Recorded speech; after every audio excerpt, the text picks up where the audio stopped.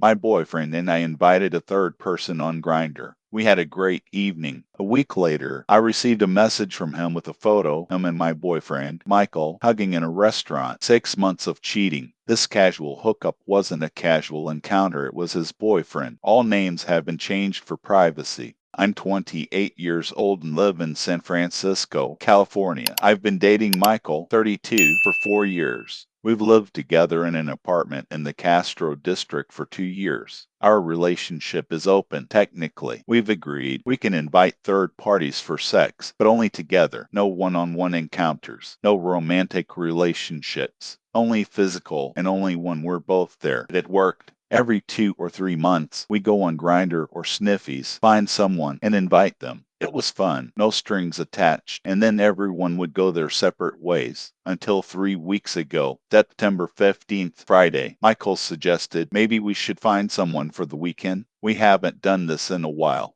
I agreed. We opened Grindr and started scrolling through profiles. Most were not our type, too young, too old, wrong interests, bad photos. Then Michael showed me the profile. How about this one? A 29-year-old guy named Marcus. No face, typical Grindr photo, but a nice body. His profile said, open for couples. Clean, DDF, willing to travel. He's cute, I said. Write to him. Michael wrote. Marcus replied within 5 minutes. We exchanged photos, discussed boundaries, and agreed to meet that evening. Marcus arrived at 9 in the evening. When I opened the door, wow, the photos didn't do him justice. Tall, athletic, handsome, with a confident smile. Hi, I'm Marcus. The handshake is firm. Alex, walk.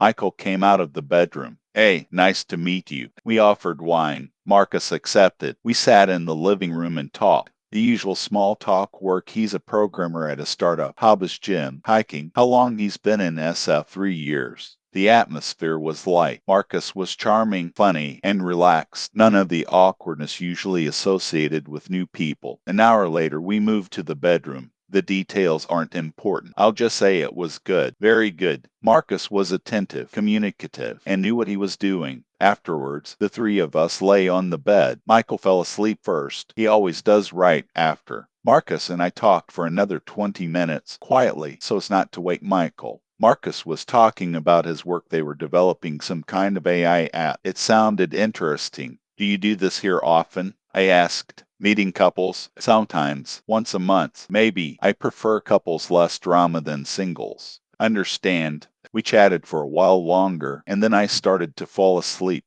You can stay if you want, or leave in the morning, whichever you prefer. Thanks. I'll probably leave early. I have morning training. Okay, it was nice. You too. I fell asleep. I woke up at 10 in the morning. Michael was still sleeping next to me. Marcus was gone as he'd said. He'd left early. I got up and went to the bathroom. I noticed a note in the kitchen. Thanks for the evening, guys. It was fun and sweet. I smiled, threw away the note, and made coffee. Michael woke up around 11. We had breakfast, discussed the evening. It was good. Yeah, definitely, and continued our weekend as usual. A trip to the Mission District, brunch with friends, a movie in the evening. Marcus was a pleasant memory, nothing more, until last week. September 22, Friday, exactly 1 week after meeting Marcus. I was at work. I work as a graphic designer at a marketing agency. On my lunch break, checking my phone, new message on Instagram from an account I didn't recognize. Marcus Chen 94. I opened it. Photo, Marcus and Michael. In a restaurant, sitting close. Michael is smiling. Marcus's hand is on his shoulder. Text under the photo. Hi, Alex. I'm sorry you have to find out this way. Michael and I have been dating for 6 months. That night with you wasn't a coincidence. Michael and I planned it. He wanted you to finally meet me. Sorry for the deception. Marcus, I read this 3 times, then 3 more. The world stopped moving. Michael, my boyfriend of 4 years. Dating Marcus. 6 months. That night wasn't about finding a third on Grindr. It was his boyfriend, whom he brought into our bed. I got up from the table, went to the bathroom, locked myself in a stall. Shaky, I called Michael. It went straight to voicemail. He's at work and usually doesn't answer during the day. Wrote, I need to talk to you now. The answer came 10 minutes later, and a meeting until 3. Everything okay? No, come home after work. Immediately. Okay, you're scaring me. What happened? I didn't answer. The rest of the day was a blur. I left work early and told my boss I wasn't feeling well. I arrived home at 4. Michael hadn't returned yet. His workday ends at 6. I sat on the couch, looking at the message from Marcus. In the photo, they looked happy. The couple. I checked Marcus's Instagram. The profile was private, but I could see a profile photo of him and someone else on the beach. Their faces weren't visible, but the silhouettes were familiar. I started thinking, 6 months, March. What happened in March? Michael started working late more often in March, once or twice a week. New project, he said. In April, he went on a work trip to Los Angeles for the weekend. I wanted to go with him, make a mini vacation out of it. He said no, too much work. I'll be busy all day. In May, June, he was distant. Less intimacy, more time on the phone. When I asked what was wrong, he said, just stress at work. I thought it was true. His job is really stressful. He's a senior product manager at a tech company. But it wasn't work. It was Marcus. Michael arrived home at 6:30. The keys were in the lock. The door opened. Alex, I'm home. What's going on? I was sitting on the sofa. I didn't get up. Michael walked into the living room. He saw my face. What happened? You look terrible. I silently handed him the phone and showed him the message from Marcus. I saw the color drain from his face. I saw his hands start to shake. Alex, I can explain. Explain? My voice was strangely calm. Explain how you're doing something on the side with someone for 6 months and brought him into our bed. It's not, it's complicated. It's complicated? You've been dating him for 6 months. I'm not dating. That's not true. He said you're dating. There are photos. Michael sat up, his face in his hands. Okay, yes. I met Marcus. The words hung in the air. How long have you been planning to bring him home? I asked. A month, maybe 2. I wanted you to meet him, for you to fall in love with him. I thought that if the 3 of us spent time together, you would see how wonderful he is. How wonderful is he? Michael, you lied to me. Our relationship is open. Open means together. No one-on-one meetings. That was our rule. Your rule. I know, but I fell in love. Fell in love. I stared at him, my boyfriend of 4 years. The man I planned a future with. Have you fallen in love with him? Yes. I'm sorry. I didn't mean to. It just happened. How did you meet? On Grindr. 7 months ago. I went on there once. Just to look. Didn't plan on doing anything. But you did. He wrote to me. We started talking. At first, just chatting, then exchanging photos. Then we met for coffee, just to talk. I thought, and we kissed. I know it was wrong. I know, but it felt so natural, so right. Every word was a knife. Then we started seeing each other once a week, sometimes twice. Just dinners, coffee, walks. I told you I work late. Los Angeles. We went together. We spent the weekend. It was the best weekend of my life. I stood up. Get out. What? Get out of my apartment. Now, Alex, this is my apartment too. Apartment rent I'll see in my name. I pay 2/3 of the rent. Get out. Where will I go? To Marcus. To your boyfriend. Michael cried. Please, let me explain everything. Give me a chance. You had SIX months of chance to be honest. You chose to lie. Go away. I went to the bedroom, slammed the door, locked the door. I heard Michael moving around the apartment, packing his things, sobbing. An hour later, the apartment door closed. He left. I sat down on the bed where the 3 of us had been a week ago, and burst into tears. Update 1 in 2 weeks. 2 weeks have passed. I haven't spoken to Michael other than texts about his things. But I talked to Marcus. The day after the explosion, Marcus wrote again. Can we talk? I know you're angry, but I want to explain why I told you. I should have ignored it, but curiosity won out. Speak. We met in a cafe. Neutral territory. I arrived angry, ready to scream. But Marcus looked broken. His eyes were puffy. He wasn't shaved. He was thin. Thank you for coming, he began. 5 minutes. He nodded. I told you because Michael would never tell. He wanted to keep deceiving you. You are so noble. No, I'm selfish. I wanted Michael to choose, me or you, but he refused. He said he needed more time, that he would find the right way to tell you. Months passed. Nothing changed. So you decided to blow everything up? Yes, I'm tired of being a secret, tired of hiding. I love him, Alex. I really love him. But I can't be with someone who lies to their partner. The irony wasn't lost on me, but you were okay with lying for 6 months. He looked away. Michael said you two would break up soon, that the relationship was dead, that he was just waiting for the right moment.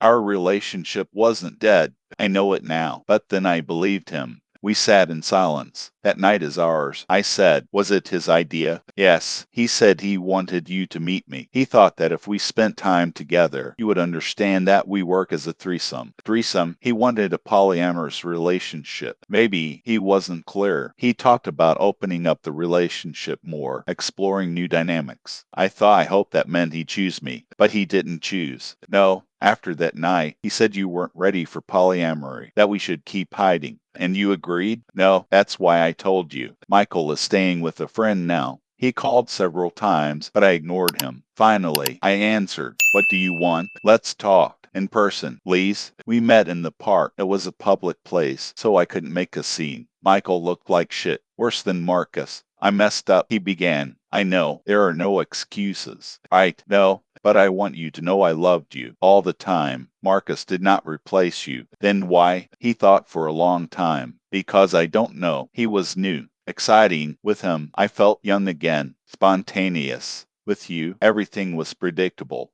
Predictable. 4 years of relationship became predictable. Did you want a polyamorous relationship? I don't know. I thought that if you both fell in love, we could all be together. Silly, I know. It's not stupid. It's a scam. Polyamory requires consent. Honesty. You didn't give me a choice. I know. Do you still want to be with him? A long pause. I don't know. He's angry at me for not being honest with you. We haven't spoken since that day. And you've lost us both. He nodded, crying. I stood up. Get the rest of your things by the end of the month. After that, I'm changing the locks. Alex, are we really done? You're done with she relation 6 months ago. I just found out now. I started therapy. I have an LGBTQ friendly therapist in Castro who specializes in relationship issues. Dr. James is helping me unravel this. Feelings of betrayal, anger, loss. Are you angry at Michael or at yourself? He asked during the third session. On Michael, only on him?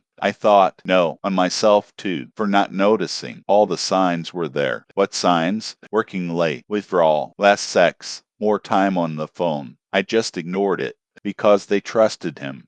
Yes, trust is not stupidity, Alex. You are not to blame for trusting your partner, but I still feel like an idiot. Update to 2 months. News, Michael and Marcus broke up. I heard from a mutual friend. Michael and Marcus tried to date officially after I found out. We lasted a month. The problem? Marcus couldn't trust Michael. If he cheated you, he'll cheat me too, Marcus told the friend who told me. Also, guilt. Michael felt guilty about ruining a 4-year relationship. He couldn't be happy with Marcus. They broke up 3 weeks ago. Marcus deleted his Instagram. Michael wrote to me, you were right. I lost both. I'm an idiot. I didn't answer. Michael wants to come back. Last week, Michael showed up at the apartment. I've already changed the locks. He knocked on the door. Alex, please, I need to talk. I opened the door and he didn't let me in, but I went out into the corridor. What? I'm done with Marcus. It was a mistake. All of it was a mistake. I want to go back. No, Alex, please, 4 years. We can't just throw away 4 years. You threw away 4 years when you started dating Marcus.